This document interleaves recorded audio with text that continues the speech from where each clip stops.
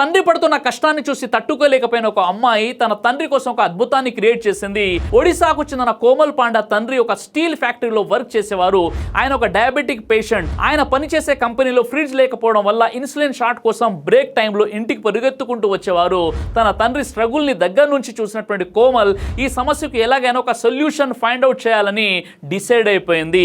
General గా diabetic patient తీసుకునే ఈ ఇన్సులిన్ 2 to 8 degrees వద్ద ఫ్రిడ్జ్ లో స్టోర్ చేయాలి, లేకపోతే ఇది ఇన్ఎఫెక్టివ్ గా మారి బ్లడ్ షుగర్ లెవెల్స్ పై ఎలాంటి ప్రభావం చూపించదు.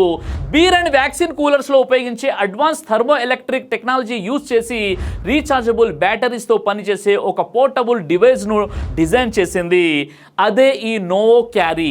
ఈ డివైస్ అనేది ఇన్సులిన్ ని స్టేబుల్ గా 5 degrees వద్ద ఉంచుతూ ట్రావెల్ చేసే డయాబెటిక్ పేషెంట్స్ కి ఎంతో ఉపయోగకరంగా మారింది.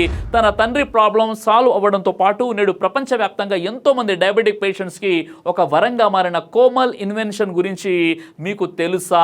తెలిస్తే కామెంట్ ద్వారా నాకు చెప్పండి.